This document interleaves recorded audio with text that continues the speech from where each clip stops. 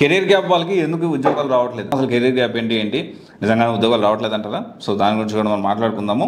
వీళ్ళు చేసే common mistakes ఏంటి, ఇవన్నీ కూడా అసలు ఎవరిని కెరీర్ గ్యాప్ కింద కన్సిడర్ చేస్తారు, సో ఇది కూడా మనం తెలుసుకోవడానికి మనం ప్రయత్నం చేద్దాము. చాలా ఇంపార్టెంట్ పాయింట్ ఏంటంటే, బిఫోర్ స్టార్టింగ్ కెరీర్ గ్యాప్ వాళ్ళకి ఉద్యోగాలు రావట్లేదా అంటే ఎందుకు రావట్లేదని ఎందుకు అనుకుంటా ఉన్నారు. సో దీని గురించి కూడా మనం మాట్లాడుకునే ముందు అసలు కెరీర్ గ్యాప్ అంటే ఎవరిని కెరీర్ గ్యాప్ అంటారు దాని గురించి మనం మాట్లాడుకుందాం.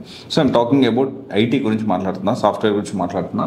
సో సాఫ్ట్వేర్ ఏదైతే కోర్స్ నేర్చుకొని సాఫ్ట్వేర్ జాబ్ తెచ్చుకోవాలనుకున్నారో దాని గురించి మాట్లాడితే కెరీర్ గ్యాప్ ఎవరు వస్తుందంటే, బీటెక్ డిగ్రీ అయిపోయిన తర్వాత నేను సాఫ్ట్వేర్ సైడ్ కాకుండా గవర్నమెంట్ జాబ్ ప్రిపేర్ అయ్యారని, లేకపోతే నాన్ ఐటీ జాబ్స్ చేస్తూ, లేకపోతే బిజినెస్ చేస్తూ, లేకపోతే ఖాళీగా ఉన్నానని, లేకపోతే ఇంకోటి చేస్తున్నానని చెప్పి ఎవరైతే అంటే బీటెక్ అయిపోయి డిగ్రీ అయిపోయిన తర్వాత సంవత్సరాల తరబడి వేరే పనులు చేసే వాళ్ళందరూ కూడా సాఫ్ట్వేర్ లో కెరీర్ గ్యాప్ అనొచ్చు మనం. వాళ్ళందరికీ కెరీర్ గ్యాప్ వచ్చింది. తర్వాత వచ్చేసి ఏంటి అంటే, కెరీర్ గ్యాప్ వాళ్ళకి ఉద్యోగాలు రావట్లేదా? జనరల్ గా ఏంటి అంటే, మన ఐటీ ఇండస్ట్రీలో చూసుకుంటే గవర్నమెంట్ ఎగ్జామ్స్ ప్రిపేర్ అవ్వండి, కొన్ని సంవత్సరాలు ప్రిపేర్ అయిన తర్వాత అది సక్సెస్ కాకపోతే వాళ్ళు ఐటీకి వస్తారు. మెకానికల్, సివిల్ లేకపోతే ఇంకోటి కోర్ జాబ్ చేసే వాళ్ళు జీతాలు సరిపోవట్లేదని చేసినంతకాలం ట్రై చేస్తారు. అబ్బాయి జీతాలు సెట్ కావట్లేదంటే వాళ్ళు మళ్ళీ ఐటీకి వస్తారు.